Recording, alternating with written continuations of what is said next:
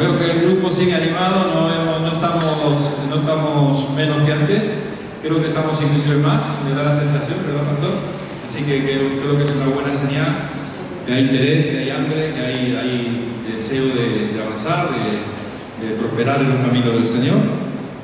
Y bueno, para los que ya estáis, para muchos de vosotros esta es la tercera clase que estamos, en la que estamos meditando acerca de las bienaventuranzas, ¿vale? Y voy a recordar algunas cosas así muy rápidamente, con misericordia siempre para los que están llegando quizás hoy por primera vez. Cuando nosotros hablamos acerca de las bienaventuranzas, es un momento en el que Jesús se toma un tiempo para empezar a dar sus primeras enseñanzas a sus discípulos. Recuerde que hasta aquí el Señor Jesús había estado haciendo varias cosas, preparando todo lo que iba a ser su ministerio, estaba echando fundamentos para su ministerio, desde el bautismo, la tentación en el desierto, en fin, varios aspectos de su ministerio. Pero aquí es la primera vez en la que Jesús presenta a sus discípulos. Recordad que hemos hablado mucho acerca de lo que implica ser un discípulo de Jesucristo. Ser un discípulo hoy nos suena tan familiar, y hasta conocido, o podemos llegar a creer que entendemos el concepto discípulo, pero para entender verdaderamente y más profundamente el concepto discípulo, nosotros teníamos que desplazarnos 2000 años en el tiempo y entender lo que significaba ser un discípulo en la época de Jesús. Que todo eso lo hemos estado viendo. Entonces, y implicaba todo un proceso hasta que al final tú eras aceptado como un discípulo de alguien que iba a ser tu maestro los próximos años de tu vida, hasta que tú llegaras a ser alguien que podías disimular a otras personas. Jesús rompe todas las reglas, rompe todos los prototipos en un sentido, porque él tomó gente sencilla, gente humilde, gente que nadie daría un céntimo por ellos, y él se marca el propósito de preparar a estos 12 hombres para que sean los que iban a ser sus discípulos, que continuarían la labor que él estaría iniciando en cuanto a su ministerio. Bien, estos principios, dijimos el reino, dijimos el carácter del reino, principios del reino.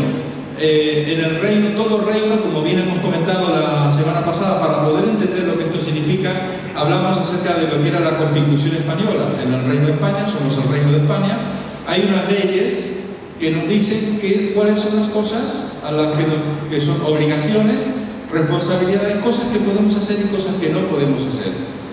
Y Jesús, paralelamente a lo mismo que hizo Moisés cuando bajó del monte Sinaí con las tablas de la ley y presentó al pueblo los 10 mandamientos. Estos mismos mandamientos que Moisés entregó al pueblo son los que Jesús ahora está reforzando en un sentido. Él está diciendo, oísteis que fue dicho. Pero él dice, eso que ustedes escucharon es algo, no es nada al lado de lo que yo espero de uno de mis discípulos.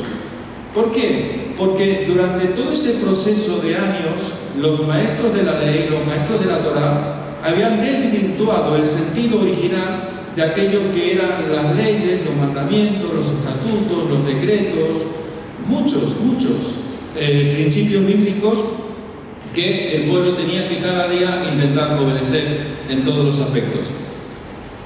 Bien, y recordar también muy importante, la frase que repite continuamente Jesús es la palabra bienaventurados, una palabra que hemos estado estudiando, que a grandes rasgos sería algo así como 1000 veces feliz. 1000 veces feliz. Sería más o menos la definición. Y fijaros, y nos hacemos esta pregunta, bueno, pero ¿por qué para Jesús era tan importante insistir? Si usted lee Mateo 5, encontrará que en 8 frases que Jesús va a decir, las 8 bienaventuranzas, en las 8 él utiliza la palabra bienaventurados. Una persona dichosa, una persona feliz, 1000 veces feliz. O sea, ¿qué podemos interpretar en este sentido? Que el propósito de Jesús es que nosotros, cuando vivimos estas enseñanzas de Jesús, podamos ser personas felices. Hay una pregunta inevitable en este sentido que nosotros nos tenemos que hacer. Y es una pregunta tal vez un poco, permítame la palabra, un poco absurda, un poco tonto preguntar esto. En el sentido de que a cualquier ser humano, a cualquier persona que tú le preguntes si quieres ser feliz, ¿qué es lo que te va a responder? O, es más, si yo te preguntara a ti esta hora, ¿tú quieres ser feliz? Lo más normal, o sea, un caso excepcional que alguien diga, no, que ha hecho voto de flagelo, de sufrimiento y estas cosas, pero bueno, nosotros no estamos en esa historia. Nosotros queremos ser personas felices, ¿verdad? Por tanto, vemos aquí esta afirmación contundente, rotunda, absoluta, no sé qué término utilizar, donde el propósito de Jesús es que aquellos que viven estos principios pueden ser personas felices. Y ahora bien, la reflexión es la siguiente. ¿Vosotros creéis, podemos llegar a imaginarnos tal vez que a personas que han abrazado la fe, en su fe han abrazado el Evangelio, el resultado ha sido todo lo contrario? Lamentablemente tenemos que decir que sí. Hay muchas personas que han abrazado un evangelio que no es el que Jesús enseñaba, no es el Jesús bíblico, es un evangelio de sufrimiento, en un sentido, hay un voto como si fuera hasta de pobreza, de tristeza, donde espiritualidad significa todo lo contrario a ser feliz. Ese no es el evangelio que Jesús nos ha dejado. El evangelio que Jesús nos quiere que nosotros vivamos lo podemos tomar y afirmar categóricamente. Por eso Jesús insiste en 8 ocasiones, en estas 8 frases, estas 8 enseñanzas: bienaventurados. Por tanto, tenga usted esa seguridad de que el propósito de Jesús es que nosotros hemos conocido al Señor Jesucristo, no hemos conocido una religión, no hemos, lo que nosotros hemos recibido de Jesús es para que nos cambie la vida. Y si yo estoy hoy aquí delante de vosotros diciendo estas palabras, en primer lugar, para mí hay una responsabilidad, en el sentido de que yo no puedo decir algo que para mí no es una realidad, que no es una experiencia en mi vida. Por tanto, desde esa posición de que sé lo que estoy diciendo, el Evangelio nos cambia la vida, para bien, no para mal, no para mal. Muy bien, sería un tema muy largo, pero bueno, a grandes rasgos quería iniciar de esta manera. Bien, si yo os preguntara a los que estáis en esta hora, o los que habéis venido hoy, haciendo un poco de memoria, esta primera bienaventuranza que Jesús da a esos discípulos que Él está formando, que está preparando, Él les dice: bienaventurados los pobres en espíritu, porque pues de ellos es el reino de los cielos. ¿Alguien se acuerda qué significaba esto? ¿Qué aplicación tiene en nuestras vidas? ¿Cómo esto puede convertirse en una bienaventuranza en vuestra vida? Alguien que lo tenga claro, que levante su mano y que nos lo diga. A ver, ¿qué significa ser bienaventurado cuando nosotros somos pobres en espíritu? ¿Alguien se acuerda? ¿Qué era la pobreza espiritual? Más fuerte, por favor. Reconocer que necesitamos a Dios. Nuestra pobreza espiritual es tan grande que reconocemos. Eso implica, no sé si Milady también querías decir algo. Esa es la palabra que yo estaba buscando. Humildad. Eso implica humillarse delante de Dios y reconocer que sin Él no somos nada. Eso es una bienaventuranza. Porque lo contrario a la humildad, ¿qué es? La soberbia, el orgullo, la autosuficiencia. No necesito a nada ni a nadie. Y esto lo que hace es todo lo contrario a una bienaventuranza, ¿verdad? Muy bien, lo segundo que hemos visto: bienaventurados los que lloran, porque ellos serán consolados. ¿Qué interpretación podemos sacar de esta bienaventuranza de aquellos que lloran? ¿Alguien se acuerda? ¿Puedes más fuerte? Por arrepentimiento. Recordar que la única manera de formar parte de la familia del Señor, de ser un hijo de Dios, la puerta de entrada ineludible, nadie puede ser parte de la familia de Dios si previamente no hay un arrepentimiento de pecado. Dijimos, de todas las cosas por las que podemos llorar, el único llanto verdadero que se convierte en una bienaventuranza es cuando nos reconocemos delante de Dios pecadores. Cuando hay esta capacidad, porque recuerda, esto no se trata de que Dios ha hecho, hay muchos, y permíteme una pequeña reflexión, hay muchos que se acercan a los caminos del Señor o que se acercan al Evangelio con una necesidad, con un problema, yo no sé, muchos motivos a veces tenemos. Algunos tienen miedo de ir al infierno y por eso yo creo que mejor voy al cielo en todo caso. Ninguno de esos motivos son legítimos delante de Dios. El único motivo, el único válido delante de Dios para poder ser parte de la familia de Dios es el arrepentimiento. ¿Por qué? Porque decimos que las palabras de Juan el Bautista eran arrepentidos. Las palabras de Jesús es arrepentido porque el reino de Dios se ha acercado. O sea, la palabra, el mensaje que predicaban ellos, los primeros discípulos inclusive también, era un mensaje de arrepentimiento, de reconocer que somos pecadores delante de Dios. Hay un gran arrepentimiento el día que conocemos al Señor, pero también hay un arrepentimiento continuo a lo largo de nuestra vida, porque lamentablemente a veces seguimos fallándole al Señor. Y cada vez que tú te equivocas, erras al blanco, que es la traducción de pecado, tú tienes que arrepentirte delante del Señor. Y es un problema, y quiero poner un matiz, porque la persona, el cristiano, que cuando peca no tiene capacidad de arrepentimiento, esto puede ser algo tremendamente grave y muy serio. Cuando alguien peca con total naturalidad y no hay convicción de pecado, de justicia, de juicio, cuando alguien no puede arrepentirse, recuerde esto, si usted no se arrepiente, no puede recibir perdón de pecados.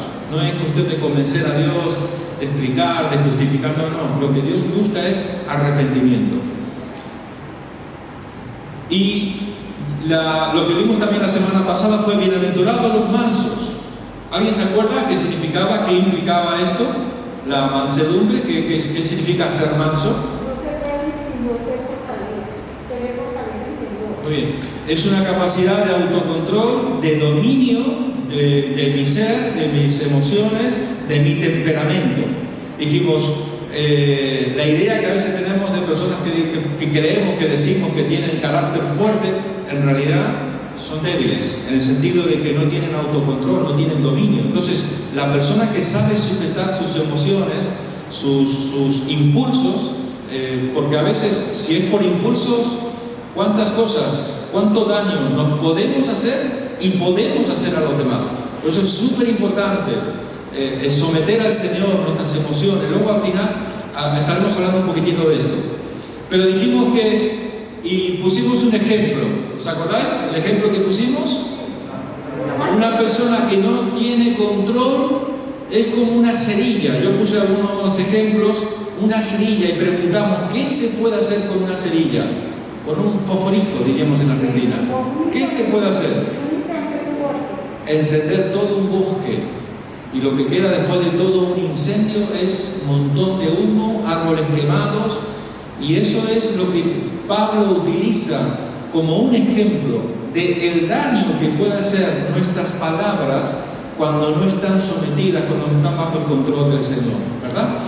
Muy bien. Bueno, y para hoy tenemos un tema interesante. Bienaventurados los que tienen hambre y sed de justicia, porque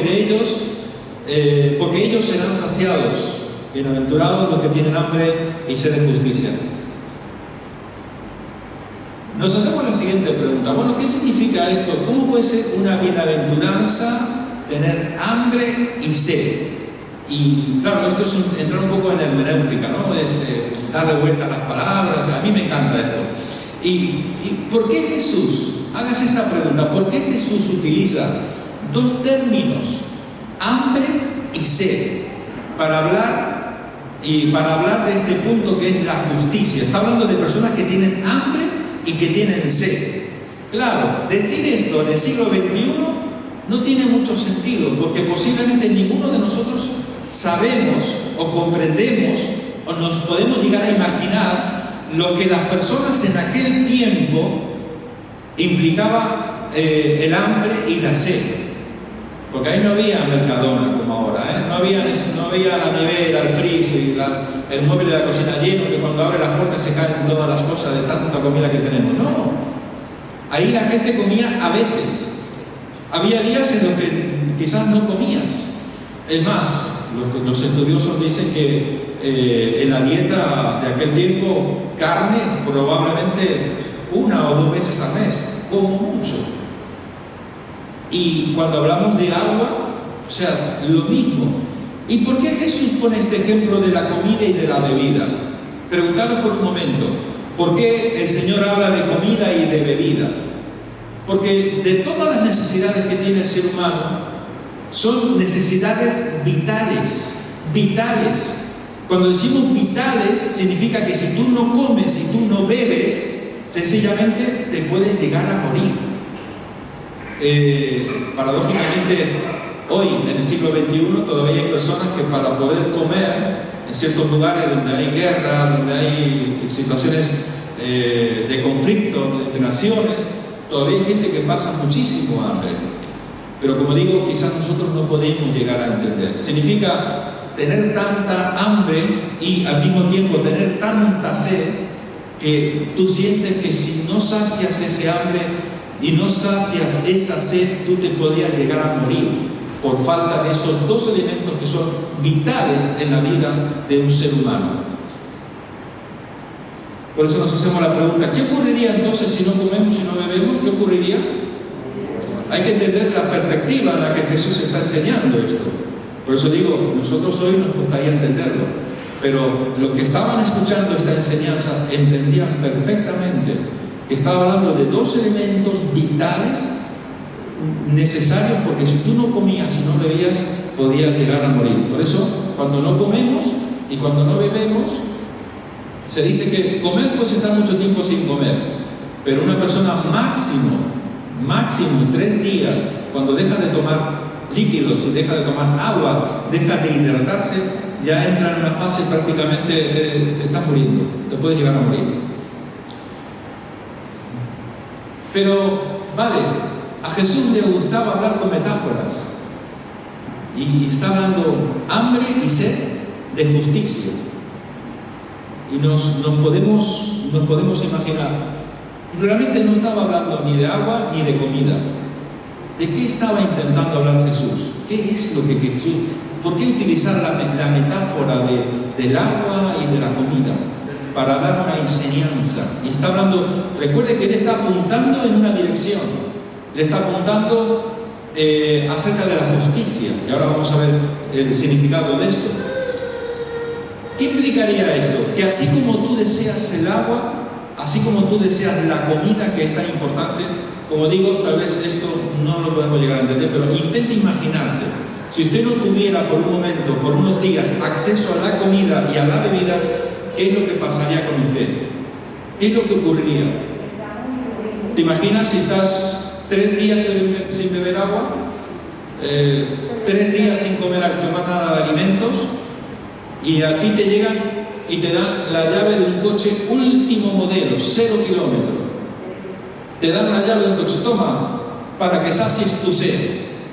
¿Usted qué le diría? ¿Lo cogería?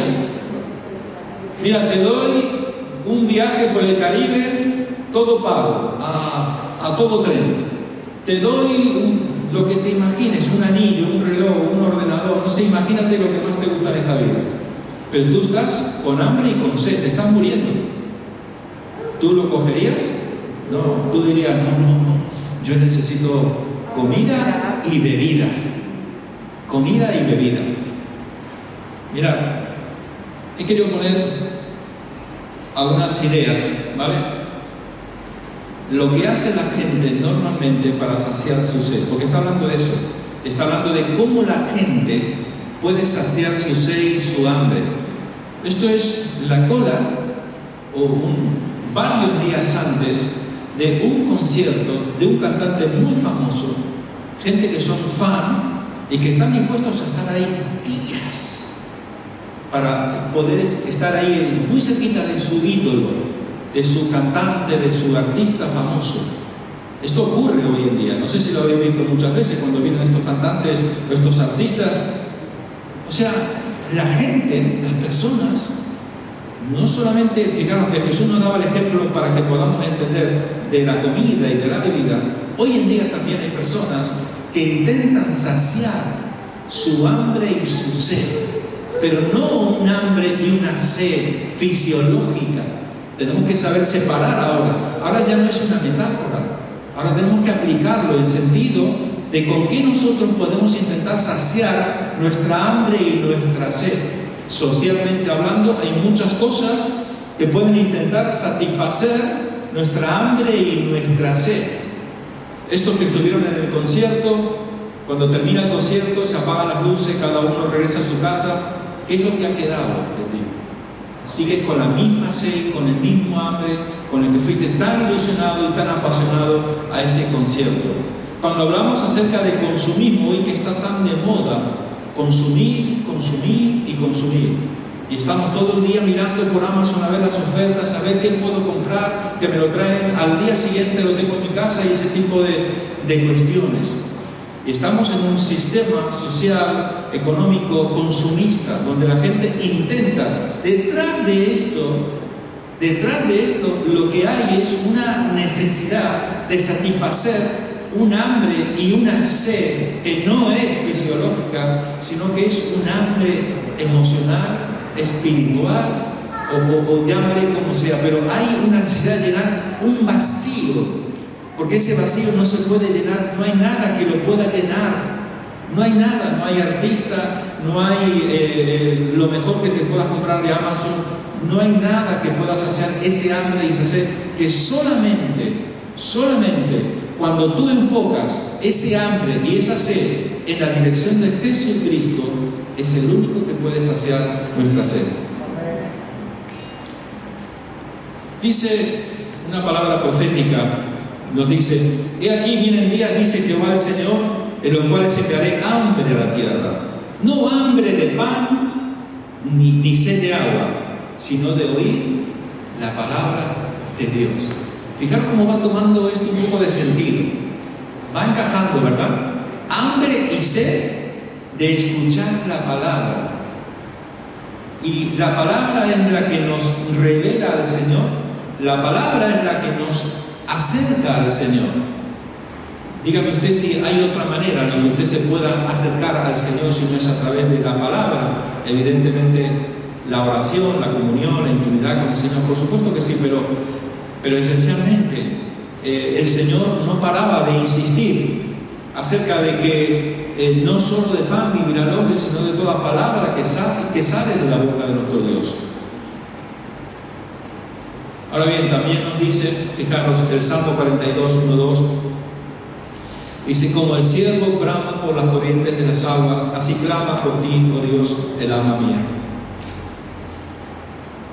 Cuando David está hablando, cuando el que está escribiendo este salmo en todo caso, y habla acerca de un ciervo que está bramando por agua, que tiene sed, esto nosotros no podemos llegar a entenderlo, pero los que vivían en aquel tiempo tal vez no lo podían explicar, lo que implica un animal cuando está en un estado de desesperación, buscando, y el salmista hace esta comparación de alguien que está clamando al Señor, clamando al Señor por esas corrientes de agua.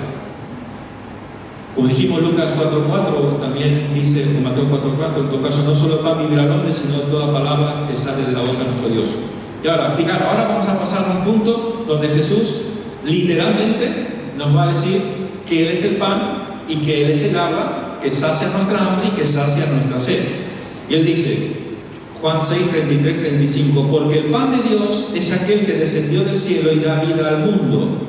Le dijeron: Señor, danos siempre este pan. Jesús les dijo: yo soy el pan de vida. El que a mí viene nunca tendrá hambre, y el que en mí cree no tendrá sed jamás. Si combinamos el pasaje que acabamos de leer en la bienaventuranza de los que tienen hambre y sed de justicia, y lo combinamos con este pasaje donde Jesús habla literalmente que Él es el pan y que Él es el agua, ese pan que sacia nuestra hambre y esa agua que puede saciar nuestra sed, que tenemos que ir a Él porque Él tiene pan abundante. Por eso Él dice utiliza estos dos términos, para que la gente pudiera entender. No es literal, es una metáfora, es una analogía. Yo soy el pan de vida. Por tanto, nosotros tenemos que comer ese pan. Así que enhorabuena por aquellos que habéis venido, que estáis asistiendo a estos cursos, y bueno, entiendo que no os perdéis ninguna de las prédicas donde el pastor también nos enseña, nos ministra la palabra. Son los momentos en los que tomamos ese pan. Ahora bien, fijaros que es muy importante, para poder comer ese pan usted tiene que tener una actitud correcta, en el sentido de desear comer ese pan, ¿verdad? Porque si nos llenamos con otras cosas, a veces como que no nos entra muy bien. Por tanto, yo soy el pan de vida, dice, y el que cree en mí nunca tendrá sed. Es un absoluto, es contundente, no deja ninguna duda, diciendo que el único que puede saciar nuestra hambre, que es el pan verdadero, solo es el Señor Jesucristo. El único que puede saciar nuestra sed, calmar nuestra sed, es el Señor Jesucristo. Todo lo demás que el mundo nos ofrece, que son espejismos muchas veces baratos en un sentido, donde compre esto, haga esto, vaya aquí, vaya allá, no sé qué, tú llegas, abres esa puerta y lo que hay es un profundo vacío, una enorme decepción. No hay nada que el mundo nos ofrezca que sea comparable a lo que el Señor nos da. Solo el Señor tiene el verdadero pan y la verdadera agua que sacia nuestra hambre y que puede calmar nuestra sed. Amén. Estamos hablando en un sentido metafórico, pero al mismo tiempo estamos diciendo, si lo llevamos a un ejemplo práctico, así como en lo natural, si tú no comes y si tú no bebes, pereces y te mueres. En el mundo espiritual, si tú no comes ese pan y tú no bebes esa agua que nos da el Señor, ¿qué es lo que va a ocurrir? Nos debilitamos, nos secamos y podemos acabar tocados espiritualmente. Siempre solemos decir muchas veces, yo lo suelo recordar, en todo caso, aquel que está llevando una vida cristiana ejemplar, una vida constante, insistente, perseverante, y que nota que cada día su vida espiritual va avanzando, va creciendo, va madurando, va llegando a una cierta altura espiritual. Eso es consecuencia de un gran trabajo, un enorme trabajo, una enorme responsabilidad y perseverancia y constancia. Eso ha llevado posiblemente años en nuestra vida. ¿Sabéis cuánto se puede tardar de estar en una altura espiritual y pegarte un traspiés contra el suelo? Segundos, minutos. En un momento determinado, un paso en falso nos puede hacer tantísimo daño que luego intenta volver a subir allí arriba y ya verás lo que cuesta. Por tanto, tenemos que cuidar celosamente todo lo que hemos conseguido, todas las riquezas que hemos adquirido en el Señor, nuestro crecimiento, nuestro avance en la vida cristiana. No se lo regales al enemigo, no lo pierdas, manténlo como un tesoro y sigue avanzando.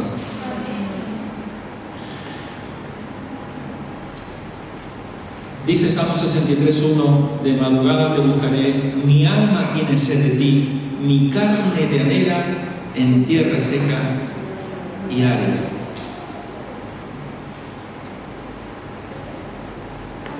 Dios mío, Dios mío, eres tú, de madrugada te buscaré, mi alma tiene sed de ti, mi carne te anhela. Este es un pasaje que a veces leemos con tanta facilidad, con tanta ligereza, pero permítame que haga un pequeño inciso aquí. Todos sabemos que lo espiritual y lo carnal no tienen comunión, ¿verdad? Son como la luz y las tinieblas. El espíritu quiere ir en una dirección y nuestra carne, nuestra humanidad, quiere ir en una dirección opuesta. Nuestra carne, nuestra humanidad, normalmente se rebela contra las cosas de Dios. Pero hay un momento, fíjese, lo que está diciendo aquí el salmista es algo tan profundo, en el sentido que esta persona está diciendo que ha logrado sujetar su carne, sus emociones, a tal punto que hasta su humanidad ya no va en dirección contraria. sino que acompaña a lo espiritual. Y esto es uno de los retos más grandes que tenemos en la vida de un hijo de Dios, que nuestra humanidad se someta, se sujete al mundo espiritual, a las cosas del Señor. Y aquí hay una promesa del Señor, que nos dice lo siguiente. Voy a tomar un poquito de agua porque esto me está calorcito.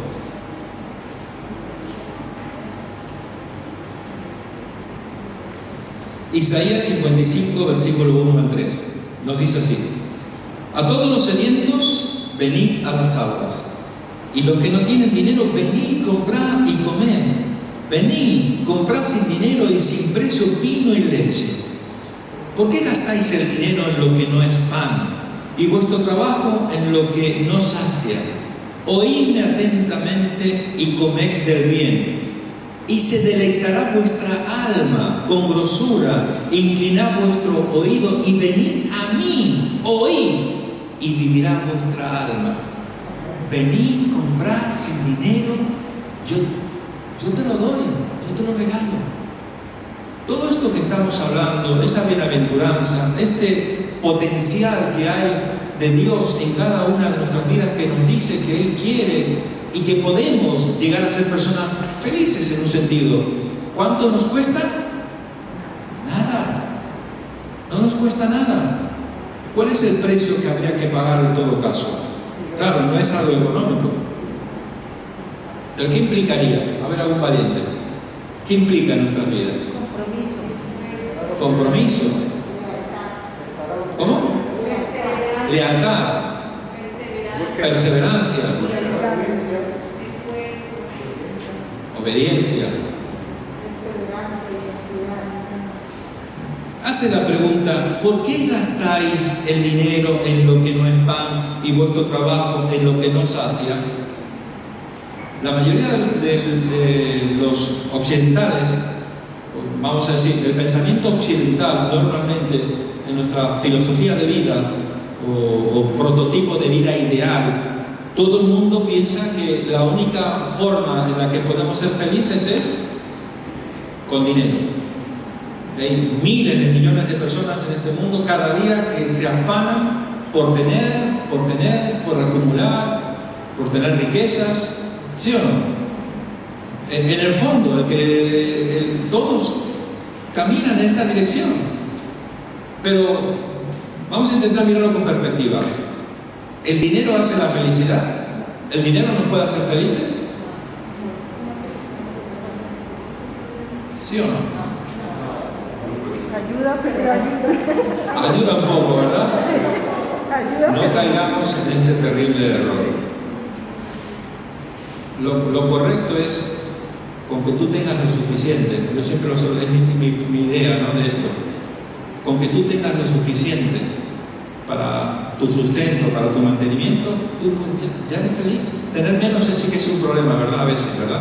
Pero aún en todo, Pablo decía, cuando Pablo dijo el versículo famoso de Filipenses 4:13, ¿qué dijo él? Todo lo puedo en Cristo que me fortalece. Y nosotros, puedo comprarme un coche, puedo comprarme una casa, puedo ser millonario. No habla de esto. Él venía de estar, el contexto, él venía de decir, sé contentarme, sé tener mucho, sé tener poco, en todo y por todo estoy enseñado, para tener mucho, para tener poco. Por eso él dice, todo lo puedo en Cristo que me fortalece. La idea es que lo que Dios me dé, lo que necesito, y Dios nunca te va a dar menos de lo que tú necesites, seguro que no. Pero nosotros sabemos perfectamente, mucha gente multimillonaria que son unos desgraciados de la vida, en el sentido de que no son felices. El dinero no puede darte la felicidad, ni el mejor de los coches. Algunos, cuando tenga tal coche, qué feliz que voy a ser. Eso que dura 5 minutos. 5 minutos. No sé, la emoción de tener un coche y poco más, pero no te puede satisfacer, no te puede llenar. Algunos piensan que cuando me vaya de vacaciones, las vacaciones, la diversión, hay personas que solo piensan en divertirse y pasárselo bien. En un sentido puede ser una expresión de que tú estás feliz, pero no es un fin en sí mismo. ¿Qué es lo que quiero decir? Algunos piensan, bueno, cuando tenga el título de la universidad y cuando me reciba, ya verás tú que... Y siempre son como espejismos que parecen que nos van a hacer felices, pero no nos hacen más felices. Algunos sueñan, el día que me case, ¿verdad? Cuando me case, ya verás tú qué feliz que voy a ser. Bueno, pregúntale a los casados, a ver, ¿tu casa, no? Qué compromiso, ¿eh? Qué compromiso. Pero lo que quiero decir con esto es que nada de todas estas cosas, aunque pueden ser muy atractivas y muy interesantes, jamás nos podrán dar la felicidad que solamente el Señor nos puede dar. Bueno, aquí tiene un libro que a mí me ha gustado mucho, que me ha enseñado muchas cosas. No sé si no es muy cristiano, pero cuando escribió este libro tenía pensamientos cristianos, luego este hombre se desvió. Y es un libro que te ayuda a examinar un poco. Bueno, algunos piensan que cuando encuentre el libro, a los que le gustan los libros, cuando encuentre, estamos buscando siempre el libro que me va a dar la clave, que me va a dar la respuesta. Y este libro un poco habla acerca de cosas que nos pueden a veces desvirtuar del sentido verdadero de la felicidad. Tus zonas erróneas, de Wayne Dyer. Bueno, ahora vamos a entrar en materia. Entonces dijimos, bueno, todo esto es para entender que no hay hambre, que el hambre y la sed a la que se refiere Jesús tiene que estar enfocada en ¿qué? Hambre y sed de justicia. Inmediatamente cuando nosotros escuchamos la palabra justicia, ¿qué nos estamos imaginando? Justicia, bueno, juzgado de Alicante, juzgado de no sé dónde, ahí están los jueces, justicia, la ley. Pero no está hablando de este tipo de justicia. ¿A qué justicia se refería Jesús? En un sentido, lo que está hablando es buscar aquello que es justo. Y él está diciendo, bienaventurados los que tienen hambre y sed de justicia. Los que tienen hambre, los que se dan cuenta que necesitan buscar las cosas de Dios, que están buscando el mundo espiritual, que están enfocados tienen puesta la mira en las cosas de arriba. Por ejemplo, Salmo 84:2 nos dice: anhela mi alma y aún ardientemente desea los atrios de Jehová. Es poner a Dios como lo más importante en nuestras vidas. Esto es algo que se dice pronto, ¿verdad? Se dice fácil, pero a veces llevarlo a cabo no es tan fácil. Poner a Dios en primer lugar significa que tú estás intentando vivir de acuerdo a los principios bíblicos, de acuerdo a la justicia de Dios. Cuando tú haces esto, a veces tienes que enfrentar muchos retos, muchos desafíos, porque la sociedad, en el mundo en el que vivimos, es un mundo corrompido, es un mundo de injusticia. Y a veces verte solo ante un mundo de injusticia y luchar contra corriente realmente se convierte en un desafío. Pero nos dice y nos garantiza el Señor que aquellos que desean, que tienen hambre y sed de justicia, son bienaventurados. Así que aún a pesar del rechazo que esto pueda generar, tú eres una persona bienaventurada. Otro pasaje muy mencionado por nosotros los cristianos es: mas buscad primeramente el reino de Dios y su justicia, y todas estas cosas os serán añadidas. ¿Cuántos sabemos de memoria este versículo, verdad? De memoria hay más todavía, al dedillo lo sabemos. Pero tenemos que vivirlo. Poner a Dios, su reino, su justicia, como lo más importante en nuestras vidas. Es la prioridad número uno en nuestras vidas. ¿Qué implica esto? Implica muchas cosas. Fijaros, ahora vamos a entrar en un ejemplo práctico para que podáis entender qué es buscar el reino de Dios y su justicia en nuestras vidas. Y como siempre, Jesús, nuestro ejemplo. Mirad, Jesús enseña a sus discípulos. He puesto este título. Juan 4:31-34 dice: entre tanto los discípulos le rogaban diciendo: Rabí, come. Él les dijo: yo tengo una comida que comer que vosotros no sabéis. Entonces los discípulos se decían unos a otros: ¿le habrá traído alguien de comer? ¿Quién se acuerda de este pasaje? Jesús y la samaritana en el pozo de agua. ¿Os acordáis de este pasaje? Fue así, ellos llegaron a Samaria, un lugar donde normalmente los judíos nunca pasaban por Samaria, daban todo un rodeo, pero bueno, ellos, Jesús como no tenía complejo ni racismo ni nada de estas cosas, vamos por Samaria. Y él tenía un encuentro santo con una mujer muy necesitada del Señor. Y llegó la hora de la comida. Y los discípulos dijeron, bueno, habrá que comer, vámonos al pueblo a comprar comida. Y Jesús fue cuando dijo, no, yo me voy a quedar por aquí, y vosotros. Porque él sabía que iba a haber un encuentro santo, un encuentro divino con una mujer muy necesitada del Señor. Todos sabéis la historia, ¿verdad? Jesús le dijo, mi comida es que haga la voluntad del que me envió y que acabe su obra. Y aquí es cuando Jesús se encuentra con la mujer samaritana. ¿Os acordáis de esa conversación que tuvo? Y empezó a decirle, ¿cómo dijo? 5 maridos tenidos y el que estás ahora tampoco es tu marido. Este es un profeta. Esta mujer fue y compartió con los demás. Se ganó medio pueblo en un momentito. Pero volviendo a la idea, mi comida es que haga la voluntad del que me envió y que acabe su obra. Son palabras tan fuertes y tan profundas. A mí me impacta tanto cuando Jesús dice estas palabras. Está diciendo, para mí, hacer la voluntad de Dios está por encima. Y esto es literal, esto no es una metáfora, esto es literal. Para mí, hacer la voluntad del Padre está por encima de la comida y de la bebida. ¡Wow! ¿Tú dejarías de comer, de beber? Dijimos que eran elementos vitales en la vida del ser humano. Mucho de lo que hacemos en nuestra vida diaria es para que nos falte alimento y bebida en nuestras casas, que nos falte abrigo, que nos falte techo, que no nos falte lo que necesitamos. Son elementos secundarios. Pero Jesús decía, para mí, la comida verdadera, mi comida es hacer la voluntad del Padre. Esto es la bienaventuranza. Cuando tú tomas la determinación en tu vida de poner a Dios, las cosas de Dios, el reino de Dios en primer lugar en tu vida, por encima inclusive de la comida. Claro, Dios no va a querer que tú te mueras de hambre, tranquilo, no se trata de esto, pero hablamos de prioridades en la vida. Por eso cuando Jesús dice, buscar primeramente el reino de Dios y sus demás cosas, las demás cosas, estas van a ser añadidas. Vosotros creéis, nosotros podemos llegar a imaginarnos que Dios no sabe lo que tú necesitas. Dios sabe lo que tú necesitas. Claro que lo sabe. Pero lo que tenemos que enterarnos somos nosotros, que si le ponemos a Él en primer lugar las cosas de Dios, las cosas del reino de Dios, en primer lugar vamos a ser bienaventurados, vamos a ser 1000 veces felices.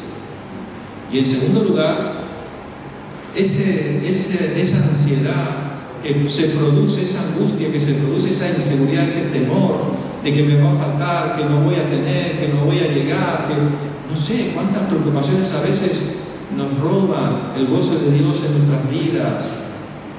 Cuando nosotros entendemos este principio y lo ponemos en práctica, Dios manifiesta su gracia, Dios manifiesta su amor, su gracia y su misericordia sobre nuestra vida. Mi comida es que haga la voluntad del que me envió y que acabe su obra.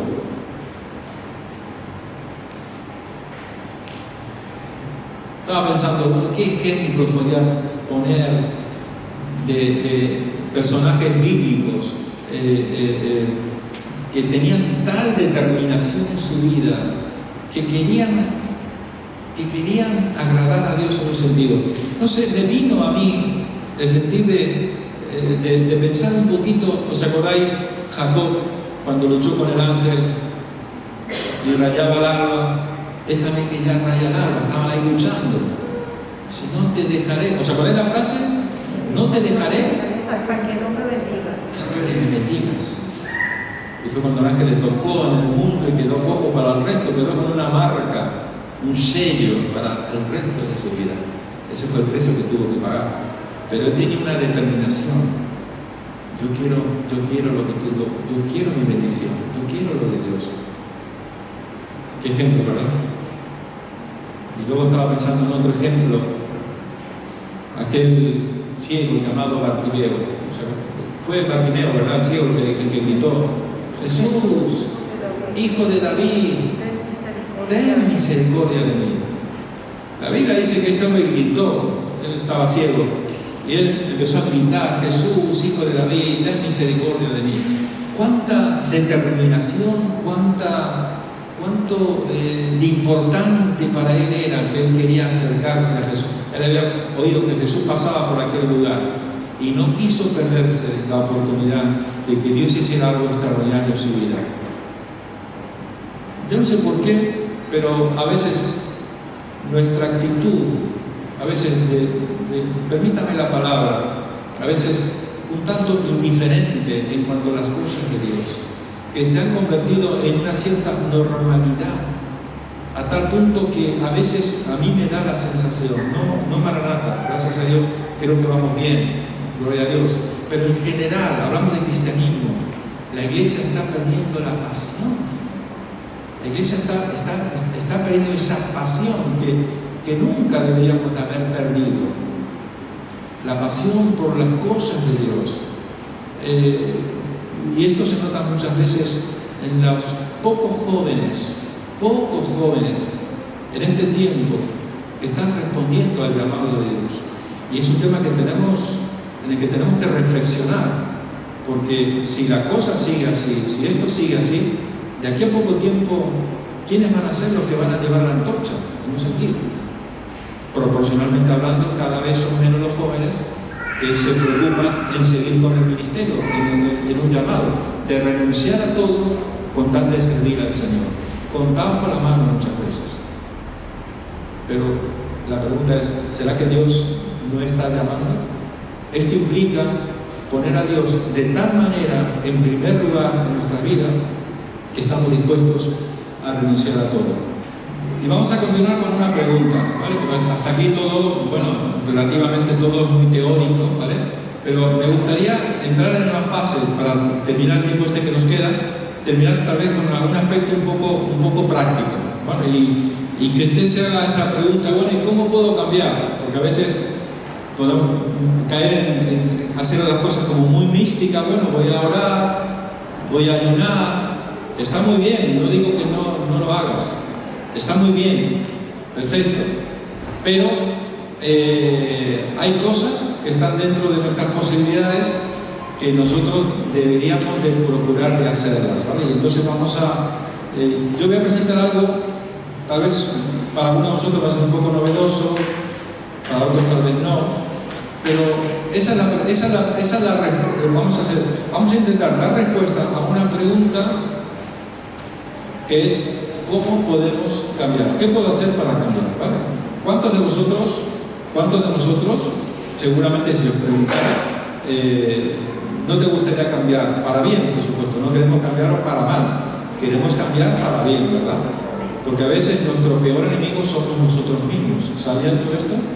Tu peor enemigo ni siquiera es el mismo enemigo, ni siquiera es Satanás, somos nosotros mismos, son nuestras pasiones, nuestros impulsos, nuestra humanidad que a veces se revela contra aquello que es de Dios, ¿vale? Bien, entonces voy a explicar algunas cosas primero para entrar en un ejemplo práctico para que usted pueda comprender, ¿qué es esto? ¿Cómo es posible cambiar? ¿Vale? Y usted va a aprender algo que le va a ayudar a valorar a su hermano en Cristo, en el sentido de que usted se va a dar cuenta cuánto necesita de su hermano en Cristo para que usted pueda mejorar, para que usted pueda avanzar en su vida como cristiano, ¿vale? Ahora bien, no hace mucho, estuvimos hablando, tuve la oportunidad de hablar y dar una enseñanza acerca de los temperamentos. Esto es algo que normalmente no se habla mucho en las iglesias, pero yo creo que es de vital importancia hablar acerca de los temperamentos, del carácter, de la personalidad, ¿vale? Cada uno de nosotros tenemos unas características que apuntan en un determinado carácter, una determinada personalidad, que son son cuatro normalmente, ¿verdad? Es el colérico, el sanguíneo, el melancólico, el flemático. Cada uno de estos son totalmente distintos. Voy a explicar rápidamente, algunos de estos caracteres, de estos temperamentos, para que usted pueda en todo caso tal vez ubicarse, y luego lo vamos a aplicar a algunos personajes bíblicos y vamos a hacer luego un ejercicio práctico, ¿vale? Bien, vamos a empezar con el primero de ellos, el colérico. El temperamento colérico es aquella persona que normalmente está siempre relacionada con el poder. Son personas que les gusta mandar, son personas que tienen visión, saben lo que quieren, saben dónde quieren llegar en la vida, son personas que rápidamente los demás, y estoy hablando de algo que, como digo, es así como entendemos la Biblia, como entendemos la palabra, también tenemos que entender algo que se llama inteligencia emocional. Cuando usted controla esta parte de la vida tan importante que es la inteligencia emocional, usted cuando está en un ambiente con otras personas rápidamente se sabe ubicar, sabe cómo son los demás y sabe cómo es usted. El colérico, como dijimos, entonces es la persona que está siempre relacionada con el poder, autoridad. Le gusta mandar, le gusta que lo sigan. Las personas rápidamente en él identifican a un líder, pero por otra parte es una persona que normalmente se caracteriza en el sentido de que es una persona muy, cuando dice las cosas, las dice con una frialdad que a veces hace daño, en un sentido. Pero es una persona que siempre se enfoca en trabajar, producir resultados. No le interesa tanto el proceso, sino le interesan más bien los resultados. Quiere resultados, ¿no? Por eso son los grandes empresarios normalmente, o los grandes líderes tienen este temperamento. Luego después está otro temperamento que es el sanguíneo, ¿vale? Y a ver si en esto nos vamos identificando un poquito. El sanguíneo es una persona que normalmente es muy impulsiva, que no sabe controlar a veces sus emociones. Primero hace y luego después piensa lo que ha hecho, luego reflexiona cuando ya es tarde, ¿vale? Y al mismo tiempo una cualidad que tiene es que es una persona muy alegre, muy divertida, siempre se ríe de todo, choca con el coche y dice, oh, he chocado con el coche, me han robado la cartera, ¡wow! Me han robado la cartera, y dice, me han tirado del trabajo, ¡wow! Siempre se está riendo, es una persona muy alegre, muy divertida, siempre tiene esa facilidad de crear un ambiente de alegría allí donde él está. Después está la persona melancólica. La persona melancólica normalmente son personas que son muy reflexivas, son personas que son como soñadoras, son personas de pensamiento profundo, son los grandes artistas que a veces escriben poemas, libros, canciones. Son personas que tienen un pensamiento muy alto, siempre están soñando. ¿Sabéis quién era así? David era melancólico, precisamente. Pues pensamiento profundo, todo lo profundiza, ¿vale? Son personas muy ordenadas, muy responsables, por cierto, también. Y por último, hay un último carácter que es el flemático, que son las personas pacíficas, tranquilas, personas que pasan desapercibidos, nunca dicen nada. Están ahí en un rinconcito, calladitas, nunca dicen nada. Si tú le dices, ¿puedes pasar aquí a dar tu testimonio? Le puede dar algo. No se ven capaces. Son personas que normalmente les gusta pasar desapercibidas. Seguramente los que estamos aquí esta noche habrán sanguíneos, coléricos, melancólicos, flemáticos. Están esos cuatro caracteres, ¿vale? Y como hemos dicho en alguna oportunidad, no significa que solamente tienes un tipo de temperamento. Normalmente hay un temperamento predominante, ¿vale? Y después tenemos otro, va acompañado de un segundo temperamento que se complementa con este primero, pero siempre hay un predominante. Por tanto, no hablamos de absolutos, ¿vale?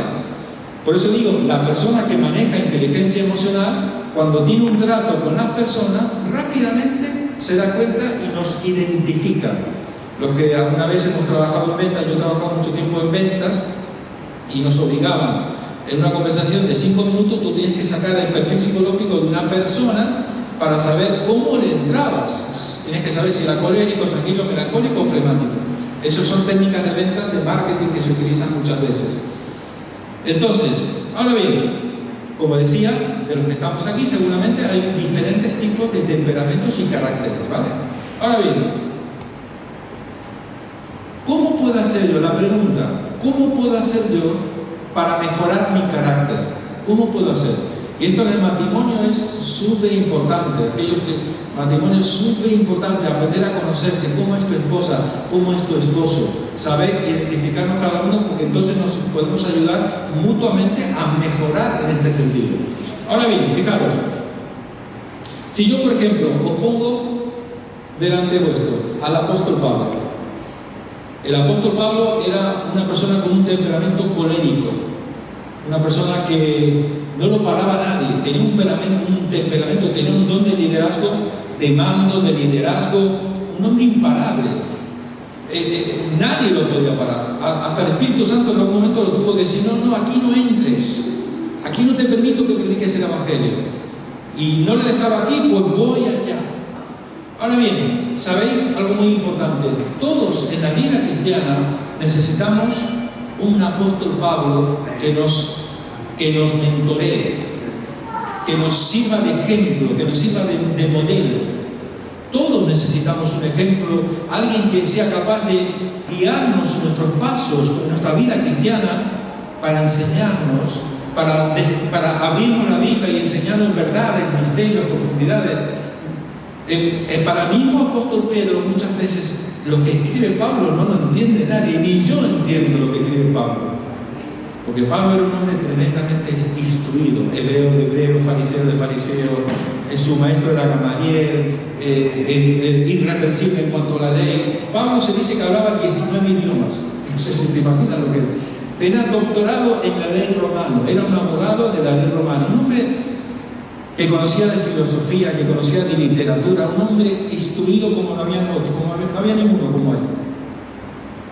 Y todos necesitamos un apóstol Pablo. Un hombre con un temperamento colérico, un hombre que sabía lo que quería y que te decía lo que te tenía que decir. Ahora bien, hasta ahí vamos bien, ¿verdad? Vamos a pasar al segundo personaje, que también necesitamos. Este es Bernabé, el apóstol, uno de los servidores del Señor, Bernabé, que se menciona, que fue un compañero de viajes con Pablo. Y este compañero de viaje de Pablo, en un momento dado, Bernabé, yo creo que es de las pocas veces que vemos en la Biblia que alguien se le pone de frente a Pablo y lo confronta. Porque Bernabé dijo: me quiero llevar a Juan Marcos en este viaje que vamos a ir. ¿Sabéis qué dijo Pablo? No, a este no lo quiero, porque una vez lo dejó tirado y no me fío de él. Y no lo quiso.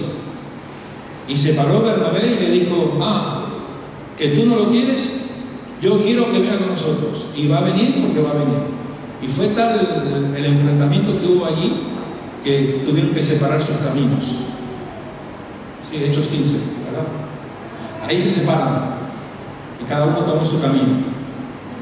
Por tanto, fijaros lo que voy a decir. Así como necesitamos a alguien que nos mentoree, alguien que sea nuestro ejemplo, nuestro modelo, alguien que nos ayude a crecer en nuestra vida cristiana, también necesitamos un Bernabé. ¿Sabes por qué? Porque necesitamos a alguien que nos confronte. Cuando no hacemos bien las cosas, alguien que se ponga de frente a nosotros y nos diga las cosas como deben de ser, como son justas y correctas delante de Dios. Y esto es lo que muchas veces falta. Alguien que se atreva a correr el riesgo de confrontarnos, de enfrentarnos y decir: mira, esto no es así. Esto no es así. Porque yo me pongo a pensar en mi propia vida. Cuando recién iniciaba el ministerio, yo tuve esos Bernabé, gente gigante espiritual para mí, que lo son hasta el día de hoy. Hasta el día de hoy me siguen echando la bronca cuando no hago las cosas bien. Que en su momento me subieron a corregir, me subieron. Y en esto, ¿sabéis? Lo que yo más valoro es que, aparte del riesgo que implica decirle a una persona que está haciendo algo mal, yo creo que lo que más valoro es una persona que de verdad te ama. Porque la persona que se enfrenta a ti por amor a ti y te quiere corregir, esa es una persona que yo realmente valoro. Porque son personas que te aman. Porque no quieren, no están dispuestas a dejarte que tú sigas caminando en el error. A veces hay aspectos de nuestro carácter, de nuestra personalidad, de nuestro temperamento, que a veces las personas sencillamente pasan de nosotros. Y eso es lo que no tenemos que hacer. Por eso necesitamos un mentor y necesitamos a alguien también que nos corrija. Y al mismo tiempo también, otro personaje que necesitamos en nuestra vida. Me he puesto esta imagen, no sé si es así, Timoteo. Y con esto vamos a aterrizar. Timoteo. Todos necesitamos un Timoteo. Timoteo representa a alguien al que tú le puedes transmitir lo que sabes, lo que conoces, lo que has aprendido a lo largo de tu vida cristiana. Todos necesitamos un Timoteo. En su caso, el apóstol Pablo fue el mentor de Timoteo. Vamos a ir entretejer esta cuestión. El apóstol Pablo fue el mentor, fue el que decidió llevarse a Timoteo en sus viajes, discipularlo, prepararlo. Lo que aprendiste de mí, esto enseña a otros. Lo que aprendiste de mí, esto enseña a otros. Y Pablo fue, después de estar más de unos 3 años aproximadamente en Éfeso y fundar la iglesia de Éfeso, fue el que dijo, bueno, ahora Timoteo, tú te vas a quedar aquí y vas a ser el pastor de Éfeso. Y fijaros, y Pablo en una carta extraordinaria, la segunda carta a Timoteo, en los primeros versículos, capítulo 1, los primeros 4 versículos, Pablo abre su corazón y nos dice unas verdades extraordinarias. Pablo le dice, por ejemplo, hijo amado, a mí, escribo esta carta a mi hijo amado. Pablo amaba a Timoteo. Siempre que me acuerdo de ti, estás presente, siempre que estoy orando me acuerdo de ti, estás presente en todas mis oraciones. Luego le dice, y recuerdo de ti tus lágrimas para llenarme de gozo. Mira, esto que sin querer el apóstol Pablo está diciendo, recuerdo tus lágrimas. ¿Sabéis qué difícil que es que un hombre llore con otro hombre? Los hombres, como hemos dicho la semana pasada, normalmente o socialmente está muy mal mirado. Pero para mí, no hay nada más hermoso ver un hombre llorar.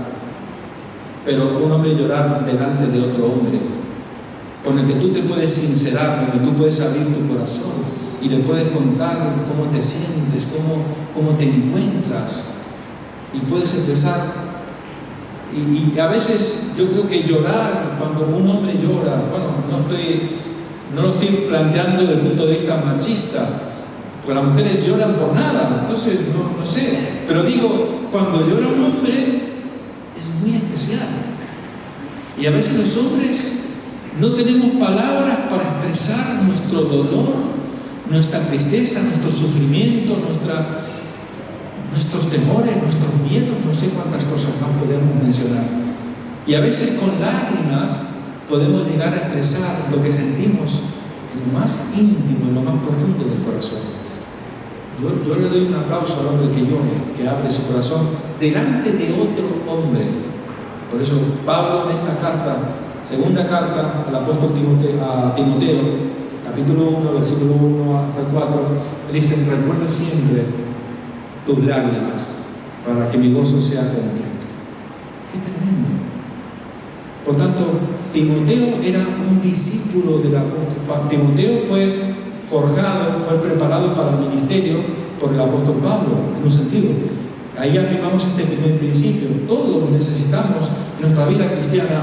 Está muy bien, oramos, vamos a la iglesia, leemos la Biblia, ayunamos, todo eso está perfecto, no lo dejes de hacer.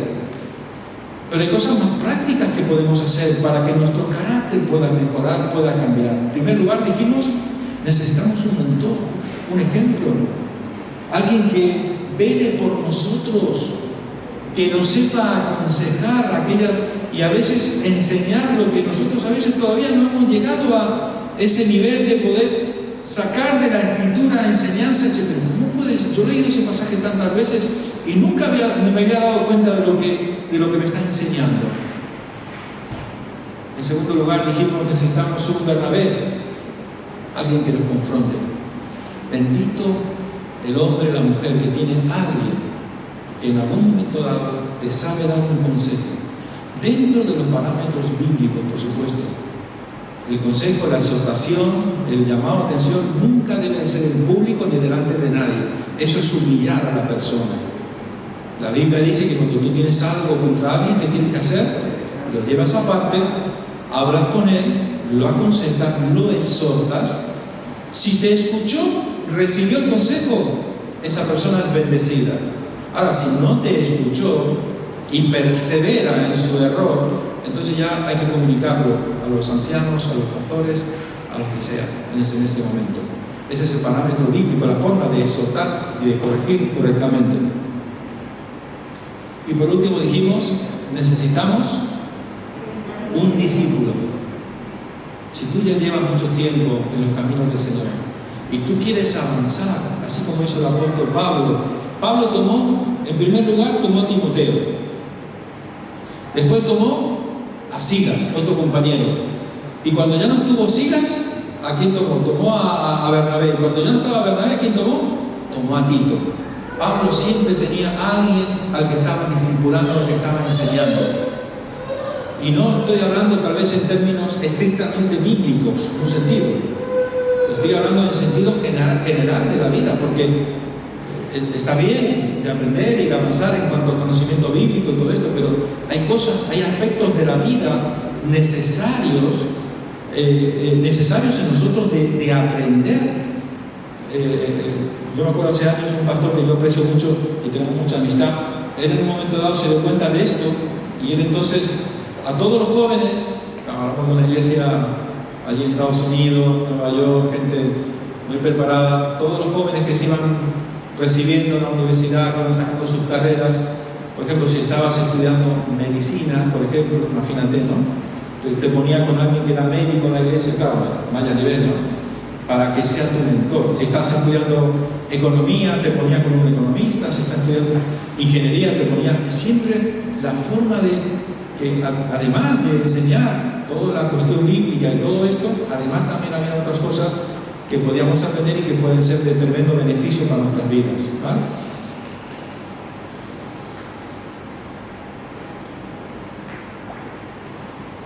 El Señor Jesucristo, quiero terminar con esto, el Señor Jesucristo lo que más desea, lo que más quiere, es que nosotros, su iglesia, el cuerpo de Cristo, podamos ser felices. Si tomamos estos consejos, en un sentido, si tomamos estos consejos, algunos de estos consejos que estamos compartiendo, y tal vez me quiero terminar con este segundo ejemplo que he comentado, ¿verdad? Acerca de saber recibir el consejo de alguien. Es una expresión de amor. En un sentido, cuando damos un consejo, cuando damos una exhortación, nunca te enfades, nunca te molestes. Si alguien se acerca alguna vez para darte, no hace mucho estuvimos hablando de esto, estuvimos haciendo algunos ejercicios, y yo quiero recordarlo. Cuando te acerques a alguien para exhortar, para corregir, no vayas directamente al grano. Una de las formas correctas de hacerlo, porque si tú vas directamente a alguien a exhortar, a corregir, y entras directamente al tema, la persona se pone a la defensiva y contesta con un ataque. Somos así, psicológicamente funcionamos de esta manera. Pero si tú tienes que exhortar a alguien o tienes que aclarar algo con alguien, la mejor manera de hacerlo es no hacerlo deprisa corriendo, aquí te pillo, aquí te mato, sino preparar el momento adecuado, el ambiente adecuado, el momento adecuado, todo esto, y pedir hablar con esta persona. Entonces tú te sientas con esta persona con la que tú tienes que hablar, y antes de decirle aquello que tienes que decirle, que ese es tu objetivo, tal vez, es primero tienes que decirle dos aspectos positivos de su vida. Porque eso te va a ayudar a pensar a ti, bueno, aunque esta persona ha hecho esto mal, hay cosas importantes y positivas en su vida. Y entonces tú le dices dos cosas positivas, dos aspectos que tú valoras en la persona, y luego que le has dicho estas dos cosas positivas, la persona se relaja, baja la guardia y se entrega. Y está lista, esta persona me aprecia, y porque me aprecia me va a decir lo que me va a decir. Y luego después, con amor, le exhortas, le corriges, le aconsejas o lo que sea.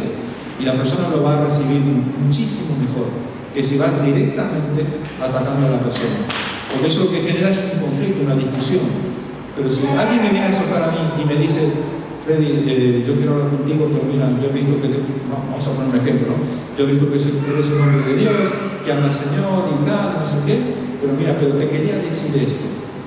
Te lo quiero decir porque te aprecio y yo creo que es importante que corrijas esto en tu vida.